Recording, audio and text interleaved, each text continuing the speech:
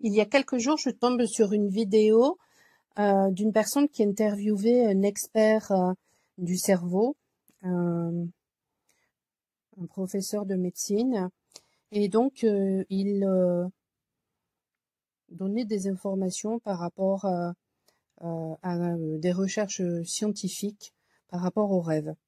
Et en l'écoutant, vraiment, ça ne résonnait pas du tout avec l'expérimentation que je peux avoir.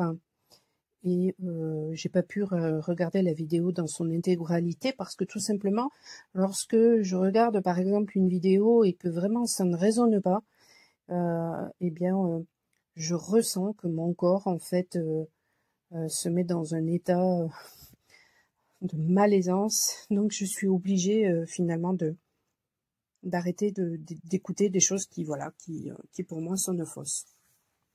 Ça n'a rien à voir avec le fait de ne pas être ouverte, hein, au contraire, je suis très curieuse, mais voilà, il y a des moments où quand le corps il veut pas, je bataille pas en fait. Bon.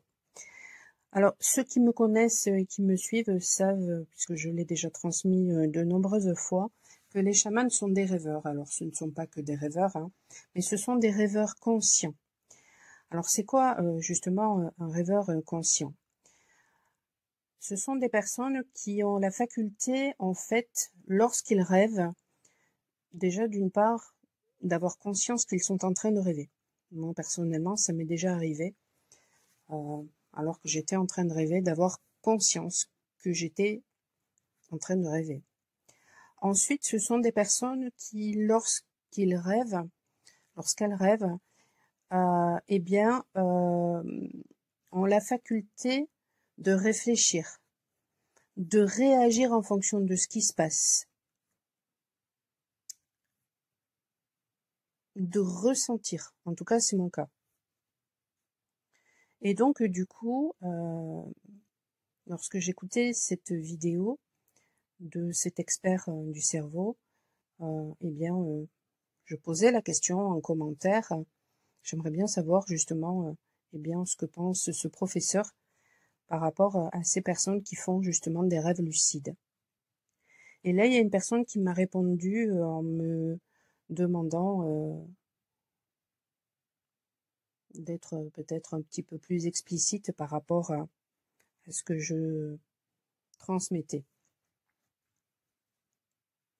D'où l'idée de faire ce petit podcast. Alors je vais vous donner des exemples et des exemples comme ça, j'en ai des centaines. Il m'est arrivé par exemple de rêver que tout d'un coup un serpent se jetait sur moi et par réflexe, je l'ai attrapé avec ma main et j'ai serré très très très très fort hein, parce que j'avais peur qu'il me morde. Et en fait, quand je le serrais, en fait, je ressentais dans le même temps que ça me serrait au niveau de la gorge. Et tout d'un coup, alors que j'étais en train de rêver, j'ai eu conscience en fait que le serpent et moi, nous ne faisions qu'un. Et que le serpent représentait justement une part de moi. Il m'est arrivé aussi, par exemple, un jour dans un rêve de vouloir prendre le bateau et puis là, une personne s'interpose et me dit mais tu t'en vas sans prendre ton sac à main. Et je réfléchis et je dis ah mais oui mince c'est vrai. Et du coup je fais marche arrière pour aller chercher mon sac à main.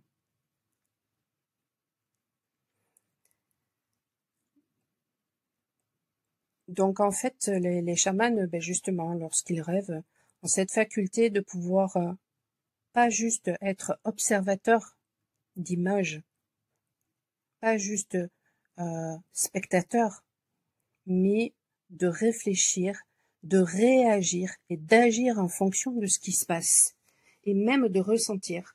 Moi, je ressens les choses, je ressens la peur, je ressens la douleur. Quand je rêve, ce sont des choses, voilà, je ressens les choses.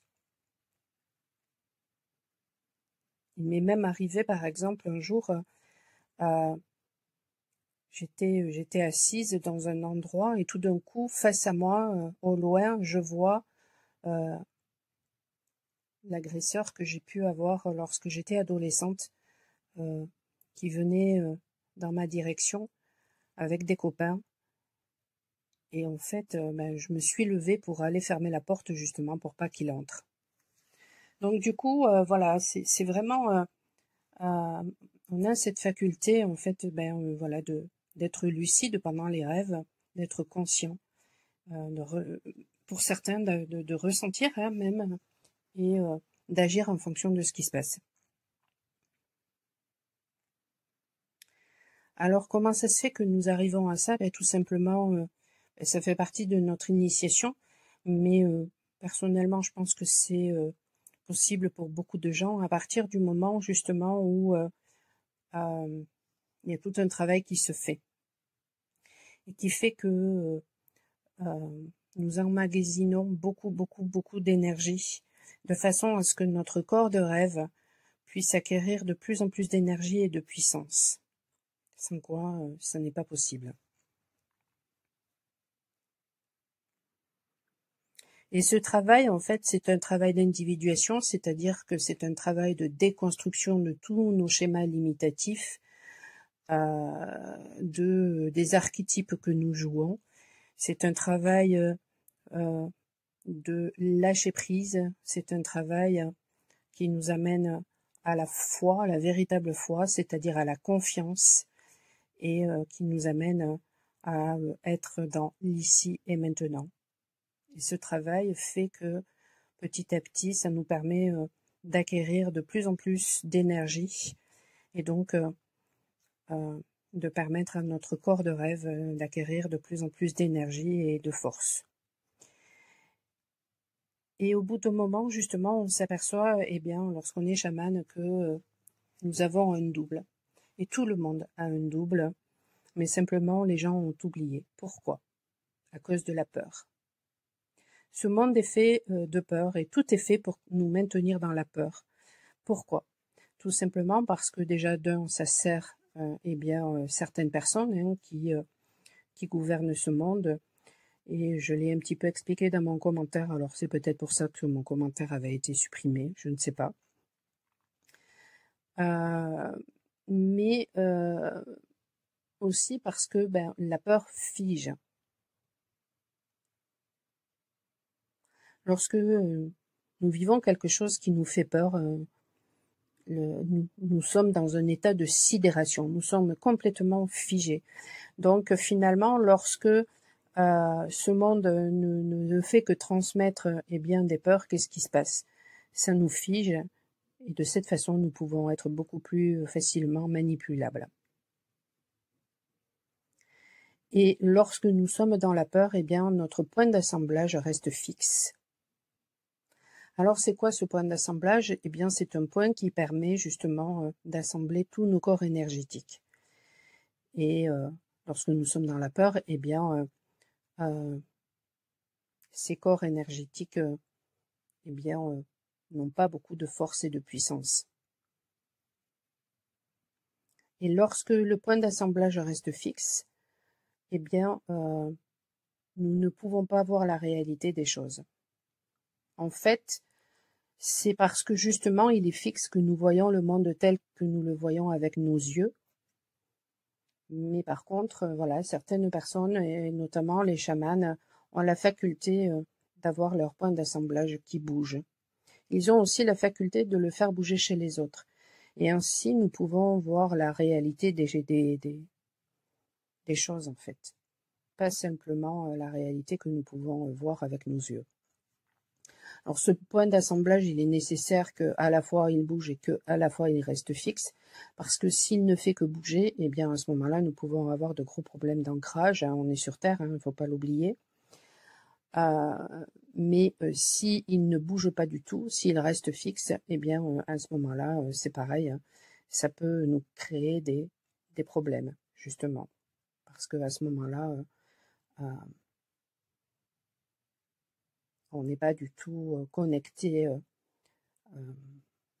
à certaines parties de soi. plus nous accumulons de l'énergie, plus nous accumulons de la puissance et de la force au niveau de notre corps de rêve. Et ainsi, nous pouvons justement nous rendre compte que nous avons un double. Et tout le monde a un double. Alors, absolument pas du tout de bipolarité ou de problèmes de comportement. Ça n'a strictement rien à voir. Simplement, les personnes ont oublié qu'elles avaient un double. Et c'est ce qui fait que, eh bien, elles se sentent toutes petites, qu'elles ne sont pas connectées justement à leur pleine puissance et à leur plein potentiel. Parce que lorsque nous accédons justement à cette conscience-là, eh bien,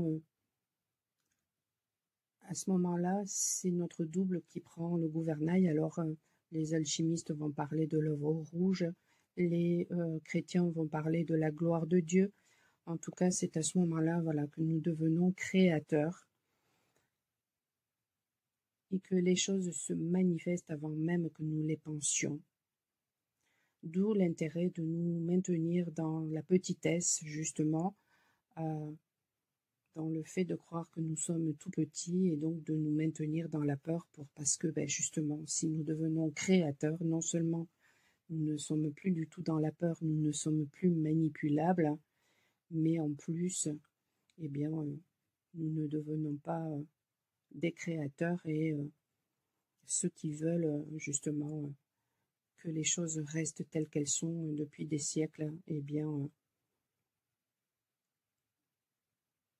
continuent de la sorte.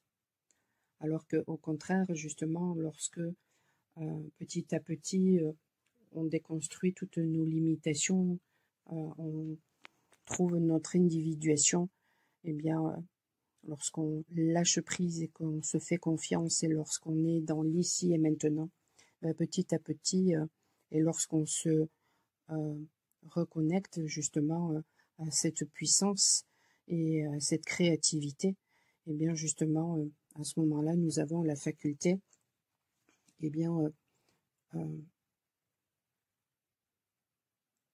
de créer tout un autre monde, puisque ce parcours oblige à trouver un équilibre entre l'être et l'avoir.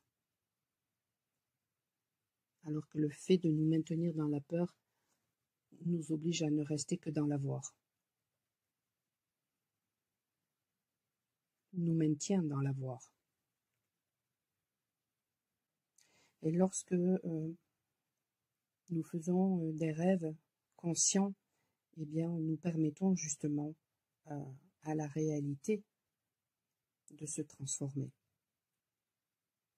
Parce que si je ne suis juste qu'un observateur, bien à ce moment-là, ça veut dire que je ne maîtrise pas ma vie.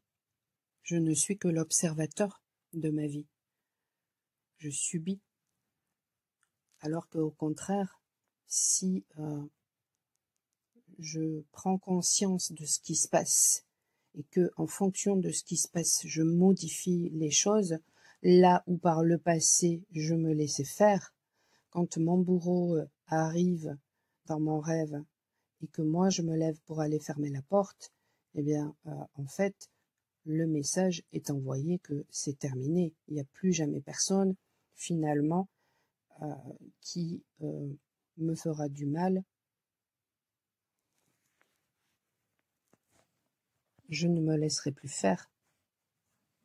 Lorsque nous subissons des abus, lorsque nous sommes enfants, eh bien, notre cerveau se bloque, donc nous n'avons plus le souvenir de ces violences.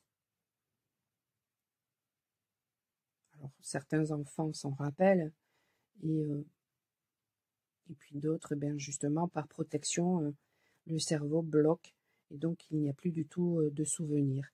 Et lorsque je fais ce rêve, justement, en fermant la porte à mon bourreau, eh bien, le message est envoyé que c'est terminé, je ne serai plus manipulable, en fait. Donc je transforme finalement la réalité. Et tout ça nous permet aussi de comprendre que Lorsque nous dormons, nous pensons que nous rêvons, mais finalement, est-ce que c'est pas plutôt notre double qui rêve de nous?